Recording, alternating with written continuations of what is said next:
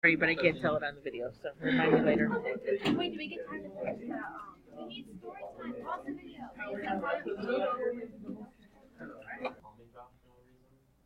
Not for no reason. No, there's a reason.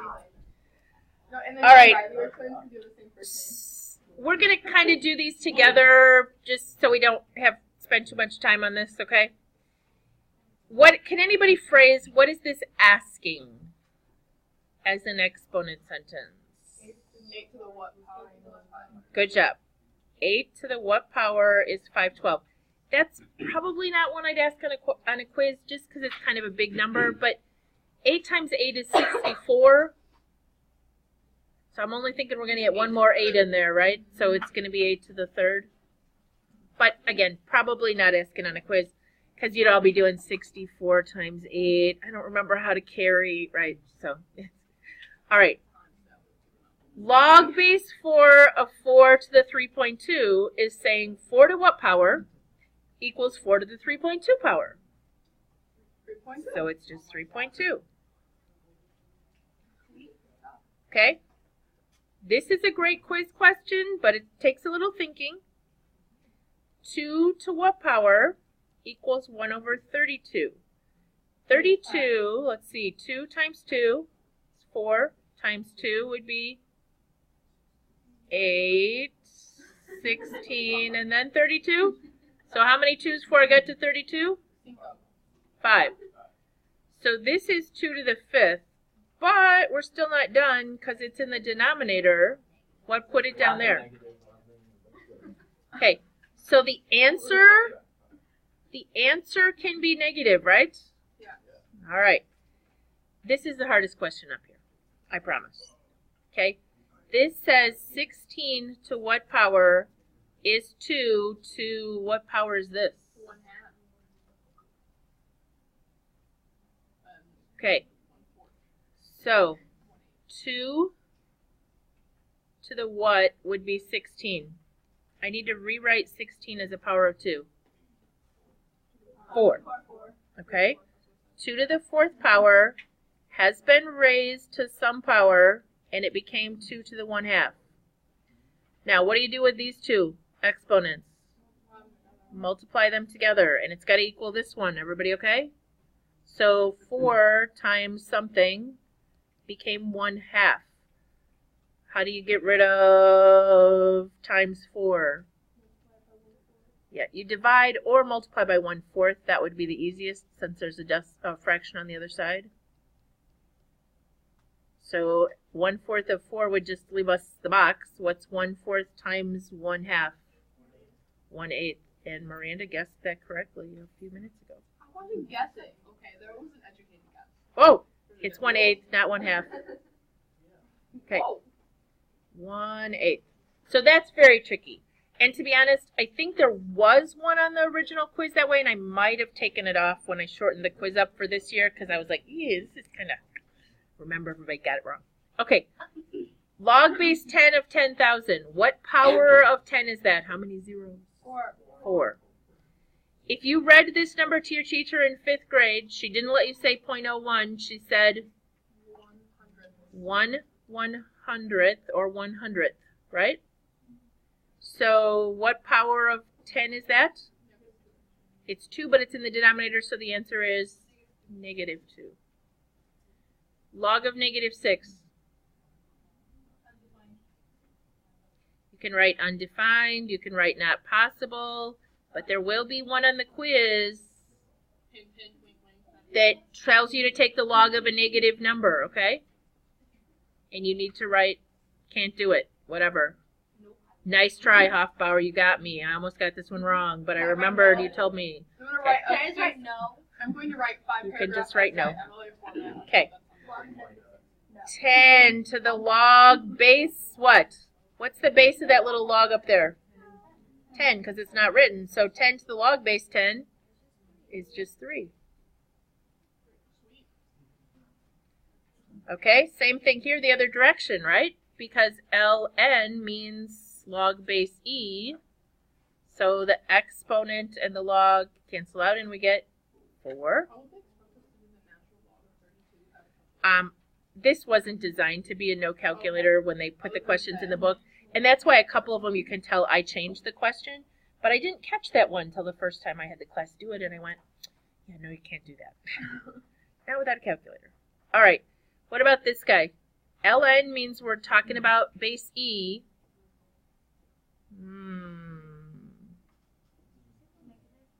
It's not 1/3. Yeah, it just moved to the bottom, right? So it's a negative exponent, moved it to the bottom. If it said cubed root of E, if it said ln of the cubed root of E, that would be the 1/3 power, okay? That would have been a good question for this guy over here that I didn't fix. All right, last one. This says 2 to what power is 32? We did that up here. Remember how many there were? 5 of them. Yeah, C. Es5. Okay. Was there anything else on that worksheet that you needed me to go through? I think the ones we skipped were pretty much, we talked about the graphing, right? There was a couple word problems we skipped, but they're just plugging in the numbers.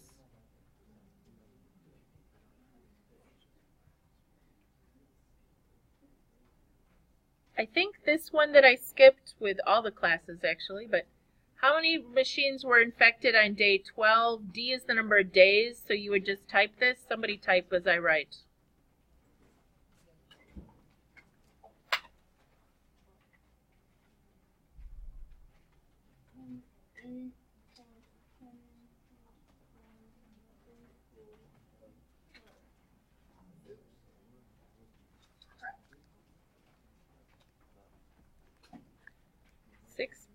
.8 plus 20.1 times the ln of 12. Around 57 computers were infected. Okay. Then it says how many more were infected on day 30 than day 12, and we just did day 12. So if we do the same thing with a 30,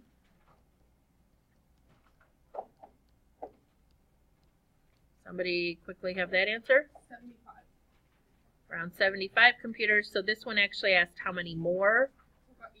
75 minus 57 would be about 18 computers. So does this seem to be leveling off? If the first 12 days went up to 60 computers were getting this virus, and then in the next 18 days, only 18 more computers got it, right? So it's leveling off. On what day would the number of infected computers reach 75? I don't think it's ever going to. You know what? Put in a really big number. Like put in 100 or 1,000 or something for that D and see if you get anywhere close to 75. Didn't we get 75 from 30? Is that what it said? Mm-hmm. Oh, we did. So it was day 30. I'm really brilliant. I was thinking it was 18 because that's what we got. Yep. So this was day 30, 30th day.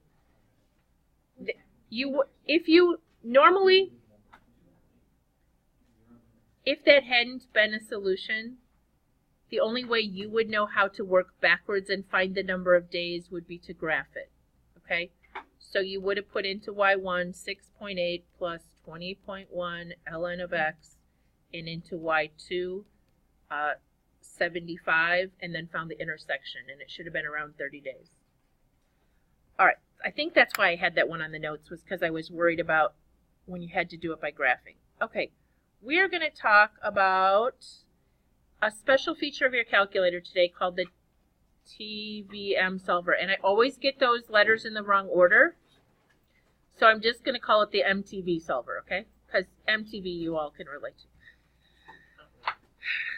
No? Because I'm old, right? Nobody even knows what MTV is? I don't think I've ever watched MTV. All right. So on your calculator, you need a Texas Instruments calculator, but even the really old ones have this app, I think. Even the oldest one we found today had the app, it was just in a different place. What you need to find is the button that says Apps, which is right next to Math. The very first app installed on all of these is the finance app, I think. Yes? Okay. And then if you hit enter, so we're going apps, the finance one, enter, and it is the TVM solver. That stands for time value of money. Okay? It's like, we're going to find, it's a solver. All the things underneath this will solve for particular things, but I don't know why they even have those, because the solver solves for everything. And I'm going to show you how it works in a minute. You can go ahead and hit enter and see what it looks like. Yours may or may not have numbers in there, but let's talk first about what's going on. I put those on there because they're really tricky. We could do them if we have time, but we haven't had time all day. All right, guys, this is a formula to find the future value of an annuity. Now, most of you high school students don't know what an annuity is. I don't have one, so I don't really know either. But an annuity is an account that you continue to put money in on a regular basis. So it's like a savings, so it's earning interest. It's a retirement fund, okay? So if you started saving $10 a month now at your age, how much would you have in 35, 45, 55 years whenever you thought you were going to retire, okay? And then this is the formula you would need to use. Does that look fun? No. Do you think we would all get the same answer if we tried to put that into our calculator? I'm thinking there'd be a lot of extra parentheses needed. What do you think? Okay. And I'm thinking that's not a formula I want to memorize. That's why someone wrote this app. Okay? Now let me show you the other, let me talk a little bit more about an annuity. The other thing that could happen for an annuity would be the day you were born, your parents decided to start saving for your college education. So every month they put $50 into an account. So when you graduated high school, after 18 years of putting money in that account, how much would they have? That's an annuity, okay? The thing is, guys, the very first $50 they put in has been earning interest for 18 years. The very last $50 hasn't, right? So that's why the formula is so complicated. Okay, before I go any further, let me show you the other formula we're going to use today, or not use because we're lazy. This is the formula that figures out a payment. Do you see that's equally icky looking? Okay, so if you know how much you borrow, how long you're borrowing it, how often you're going to pay on the loan, you can figure out the payments. Equally icky though, right? So this same app will work both of those formulas for you. All right, everybody has the app open? Let me talk through what these mean. And you have this on your notes, and I think I'm going to be really nice and make you up a reference sheet tomorrow and hand it to you so that you have all the formulas you need on the sheet, okay? Here's N stands for the number of payment periods, or the number of payments made, or the number of compoundings. You might want to write that under there, number of compoundings. So if you're compounding monthly for 5 years, you put 12 times 5 there. And you could literally type 12 times 5 and it'll figure it out for you in that spot, okay? The second is interest. Notice it says as a percent right here on the screen. That's because you don't have to move the decimal over. If it says 3.5, you just put 3.5 right there. You don't move the decimal. PV stands for present value. If you're starting it, opening an account, that's, you know, you're going to save $10,000 up. You can put it in there and save it. That's where that goes. Present value is also like, I'm going to take out a loan for $9,000 for a car. You put the $9,000 there. Payment is how much your payments are going to be. FV is future value. That's if you put money in and you want to know at the end. Okay? Think about this. What is the future value of your loan? If you're paying off your car loan, what do you want the future value to be after 5 years, we'll say? 0. Okay? When you're paying something off, you want the future value to be 0. When you're earning, like that retirement annuity thing, you're going to start with 0. So that's going to be your present value, and then you figure out how much money you have at retirement. P per Y is payments per year. C per Y is compoundings per year. We're just going to, most often those are just going to be the same. Whatever we do for one, we're going to do for the other. And it's often just going to be 12 because we're going to do monthly payments and monthly interest. Now the book problems, it's not always 12. And I'll show you those in 1 second. For example, I told you it would be 1 second. It literally was 1 second. This one does not say monthly. It says what? Quarterly. So our compoundings per year and our payments per year are going to be 4. We'll fill this in and then we'll go back, okay? The annuity earns 7.24%. So where does that go? And we don't move the decimal in this program. Okay, how much are we putting in? $600. Where does that go? Read carefully. $600 paid quarterly in, so it's a payment. We're paying $600. Whoa, not $6,000. That might break the bank. $600 in. We would start with nothing. We're trying to find our future value, so this is where we're going to put our cursor and solve. Okay, what about N?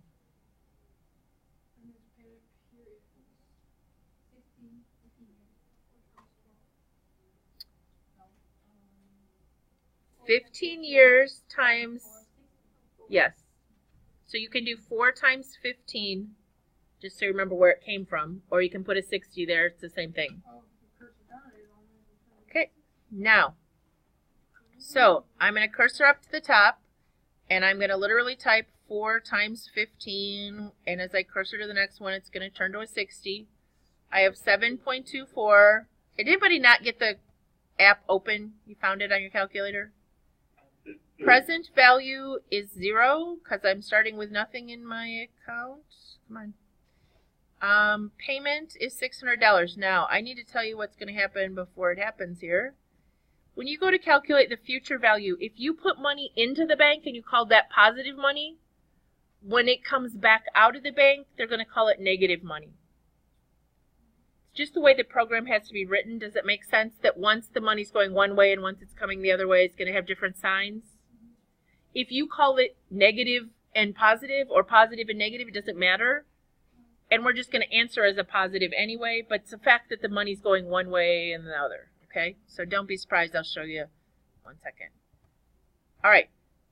Anybody ever look down at that enter button and go, it says solve. Why can't I solve this equation? Okay, we're going to use solve today for the first time ever. So you're going to put your cursor on future value, and you're going to do alpha, not second, the green alpha key, at least it's green on mine, and then enter. That is going to solve for that unknown amount. Now, $64,102.91 is what's in the account after that time. I do want to show you quickly, if we had put this in as negative 600 and we had done the alpha solve, we would have got the same number but positive. It just means one way the money was going in, one way it was coming out. Does that seem okay? All right. Now, I want to make this have some meaning to you. So I want to know how much they actually put in the bank. How much did this guy actually pay? He did not pay $64,000 into the bank. Can you tell me how much he put in? He put in how much? $600. How many times a year? For 15 years, or a total of 60 times, which is $36,000. So how did he end up with this? The interest, okay? So, guys, but over the course of 15 years, a lot of things will earn you that much interest if you're willing to leave it alone for that long, okay? If you just put it in the bank today and take it out tomorrow, you're not going to get any interest, but okay. All right, moving on. We are going to do this example about buying a house, okay? You borrow $170,000 from the bank. So you presently owe them 170. You can put it in as negative if it makes you feel better. You can put it in as positive. It doesn't matter. I think I'll put it in as negative because I'm definitely in the hole presently $170,000 if I borrowed it, right? Okay, read some more of my example up here and tell me what we need to put where.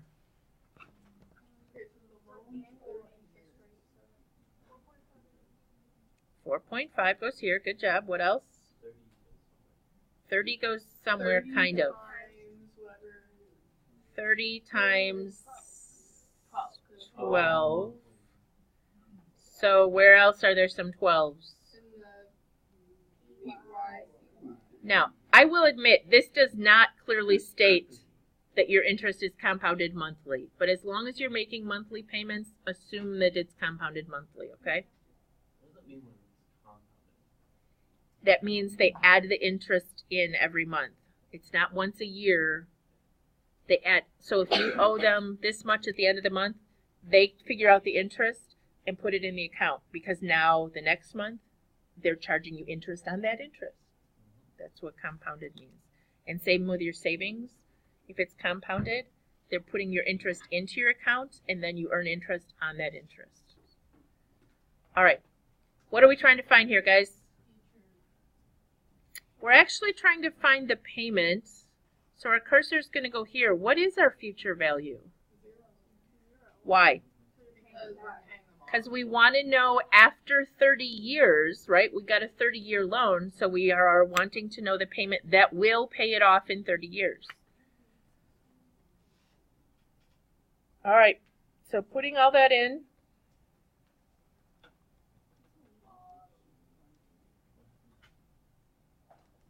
Now, is this going to give us the value that they have to pay once a month? Yes, it's going to give us the monthly payment. Good question. I wouldn't pay that. I'd be like, let's do it sooner. Less interest. It's usually going to take longer. They make the interest higher. You can pay off sooner than interest. The interest rate doesn't necessarily change on the amount of time, but the total amount you spend, if you get a 15-year mortgage instead of a 30, it does change your payment, but it's a much better deal. All right, what did you get? You got a crazy answer if you did second solve, by the way. I'll just tell you how I did that. Alpha solve gave me $861.37 roughly. Yes? Anybody not getting that? Okay. Anybody who's ever had a loan, the last payment you make to pay off the loan, the bank always says, come in and we'll figure out the final amount. Because we just rounded that answer, right? So at the last payment, it's always off by a little bit. Okay? Just a heads up. All right. This wants to know the total you paid for your house. This is not a formula that I'm going to give you, but it is a question I'm going to ask you on the test. How much did you pay for this house? How do you figure that out?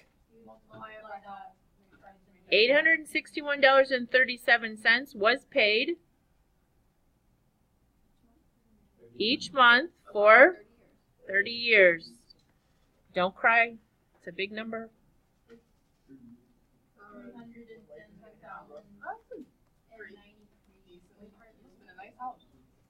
Okay, you paid, wait a minute, you paid this much on a house that was worth how much, or that you borrowed how much for?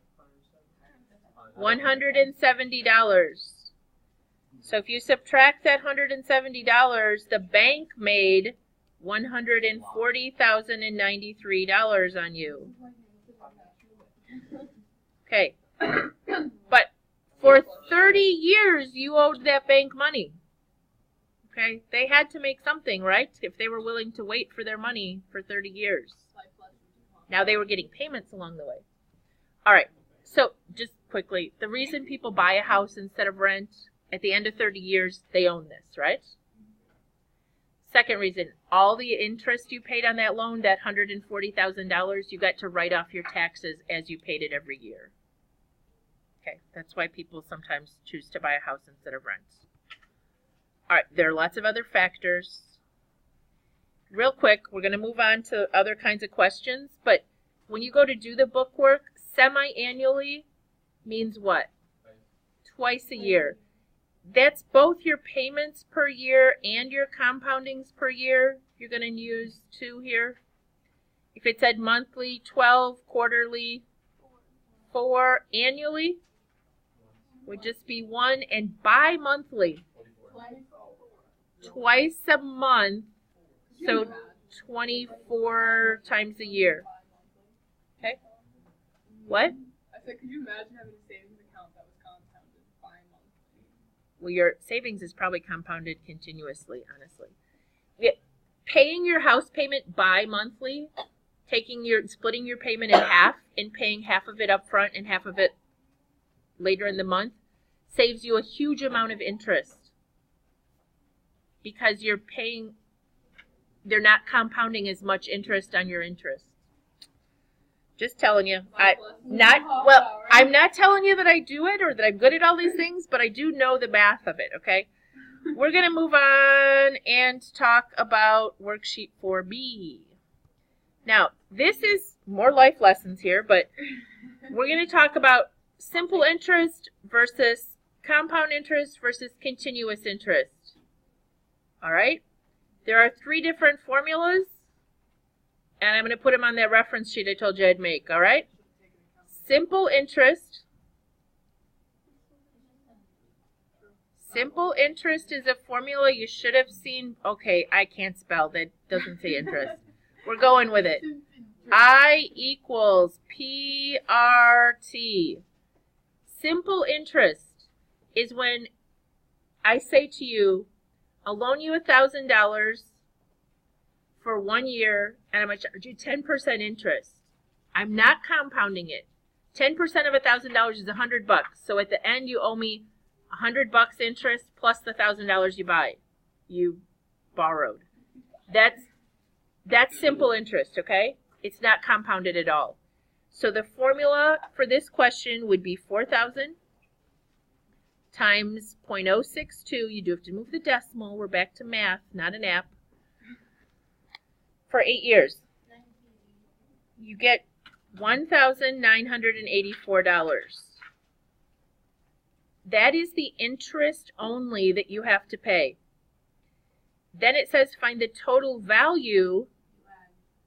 So you would add what you borrowed, which was $4,000, plus the interest, and you would owe $69.84. Yes. This one does, number 2 does, but not number 1. I'm working on number 1. Thank you, though. Guys, simple interest loan. For example, the first time I bought a house, I borrowed the money from my uncle for the down payment because the bank wouldn't loan me money unless I had $5,000 down or something. It's $5,000. Thank you. I think that $1,000 would make a difference. It might. Sorry about that. So I borrowed money from my uncle. He didn't compound the interest. He said, you got 3 years to pay me back with 3% interest or whatever it was. But he didn't keep adding the interest up. He just says you owe it to me with some interest at the end of 3 years. Okay, that's not compounded. Okay, now compounded monthly is a formula we've had before. We're going to do 4,000 times 1 plus. Anybody remember? 1 plus the 0.062 over 12. Yep, because we're splitting that interest out monthly. And it's being compounded 12 times a year for 8 years. Please be typing these because I just need to know that if you're not getting this answer, we need to talk about where you need more parentheses or don't need parentheses, or some calculators, the older ones, it's different.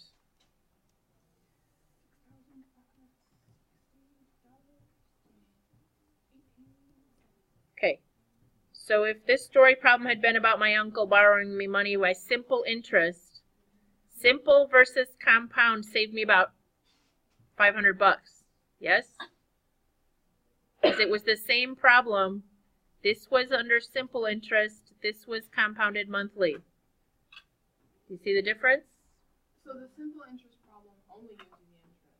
And the compound Well, interest, then we had to add it back. The simple interest formula only gives you the interest, and we had to add back in what we owed. And then the other formula. This one gives you the future value, yes. Okay, great question. The next one is still the same problem, but it deals with, what word are we looking at here? Continuously. So this one is future value, not interest, future value equals the present value e to the RT. Remember that guy? So 4,000 times, e to the power of, that's a big E, 062 times 8 years.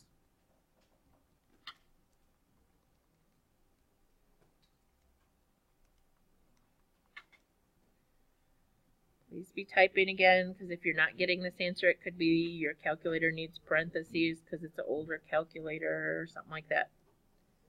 65, 68, 56, anybody? Okay.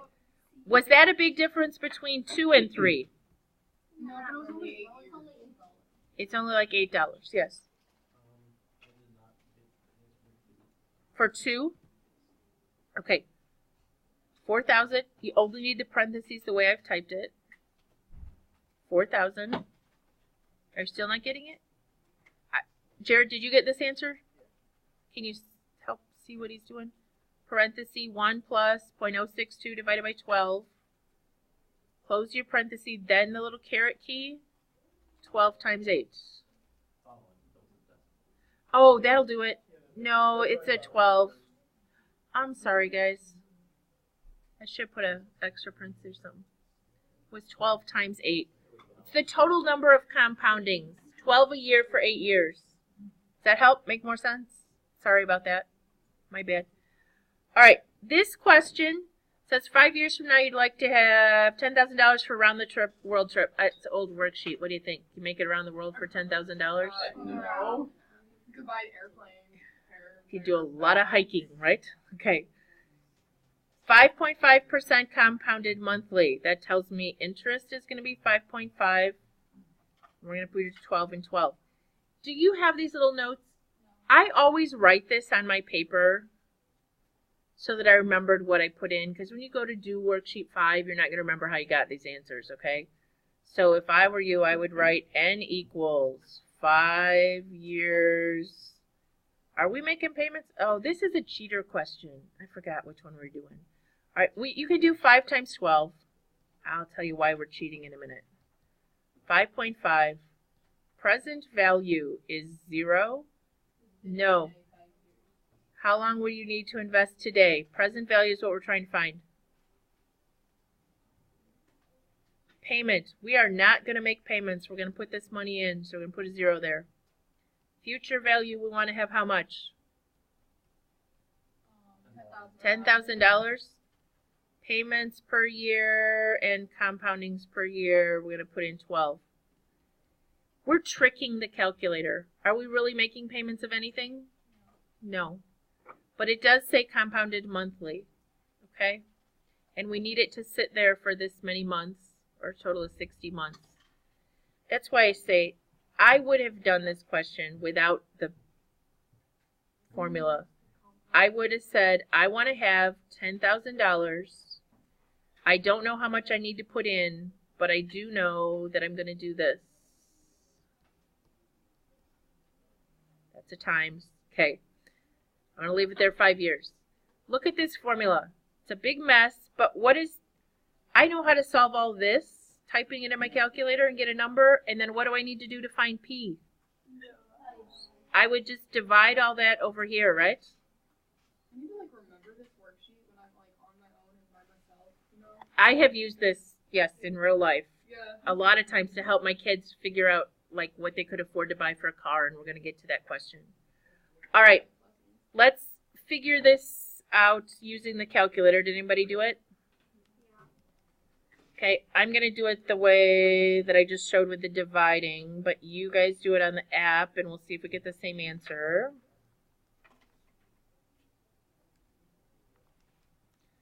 Okay, I got $7,600 roughly. So if I can put away $7,600, and right now, it would grow to $10,000, so I could take my round the world trip.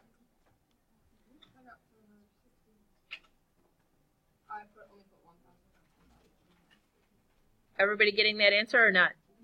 Okay, moving on. This is a formula I will give you. The fun questions are after this, so let's get through this one and we'll be good.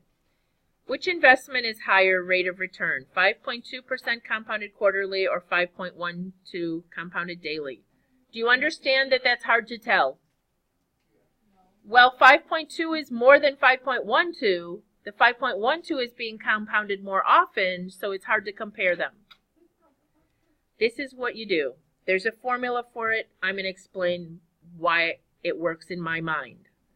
I put $1 in. I do the compound interest formula.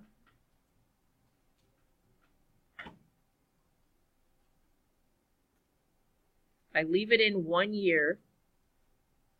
I take out my $1. What's left is the interest that I earned in that year, which is called the rate of return. So the formula I'm going to give you will say 1 plus r over n to the n minus 1. But it's the same as though you put $1 in for a year, took the $1 out. Do you understand that what's left would be the interest? Okay? So let's do that with these two. We're going to do 1, which you really don't need to type. 1 plus 0.052 divided by what? Quarterly would be 4. 4 times a year for 1 year minus the $1. You don't have to do all those extra ones if you don't really need this one or this one if you're typing it in. And then the other one is 0.0512 daily, which is 365 to the 365 times 1 minus $1.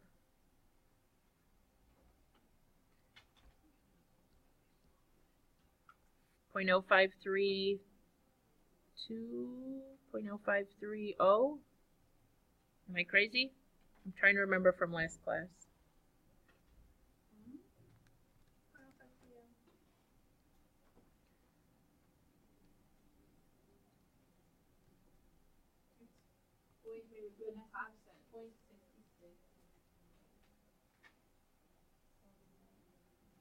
I don't think so. Check again.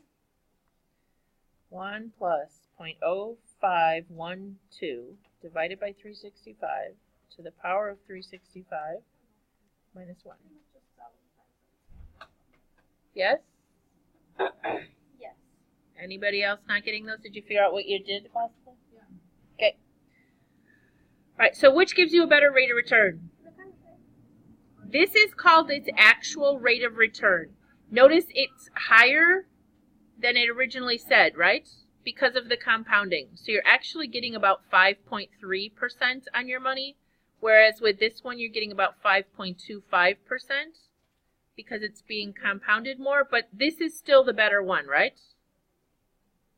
Still the higher rate of return. All right, I don't have a lot of time. We're going to pick a couple questions here. Do you want to retire?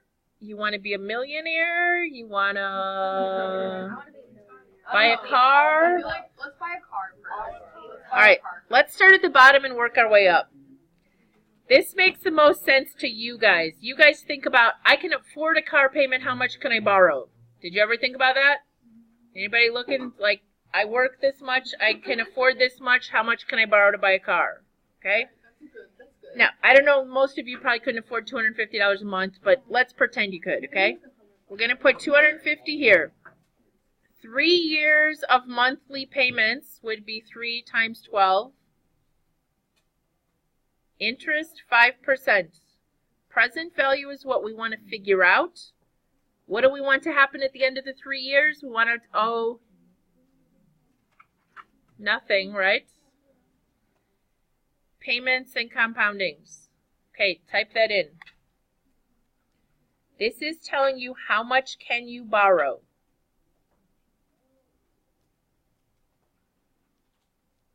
If you can afford $250 payments.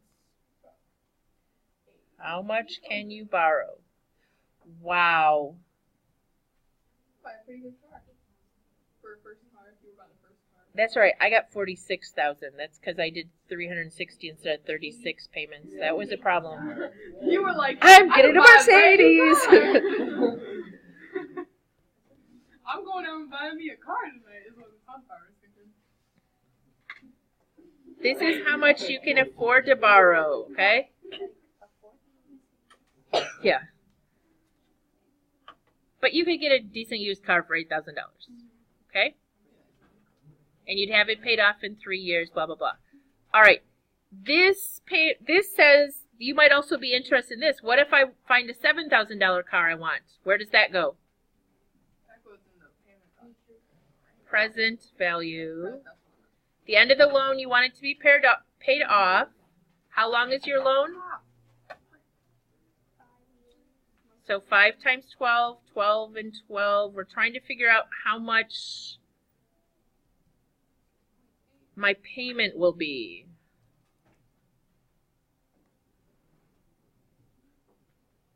That's not bad at all. I can afford that. What'd you get? 5 years.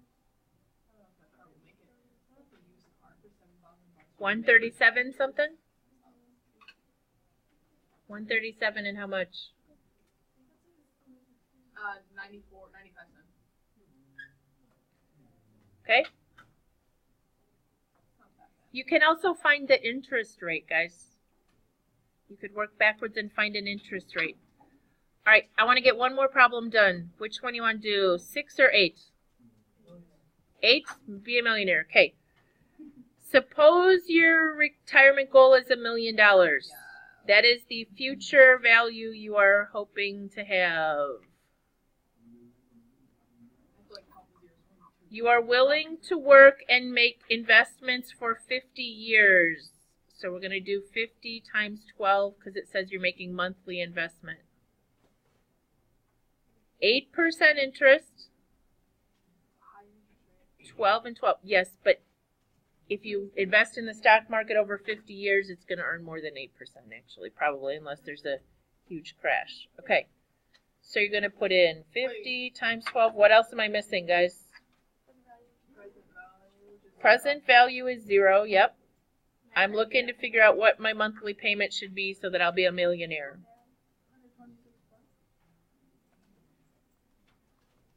How do I do it? Start right now? Yeah, it's not much. It's $126.08. You know what? Change. It's also 50 years, so. Yes, it's 50 years. Change this to me, okay? I'm 50 now. What if I want to retire in 10 years? Make this 10 times 12 and see how much I'd have to put away every month to be a millionaire. This is gonna be crazy. Oh, that's a lot of money. Every month, I'd have to put away how much? 4,000. Okay, way more than I make every year. Okay. All right. On these 2 questions, if you want to try these at home, on both of these, you're trying to find the future value, okay?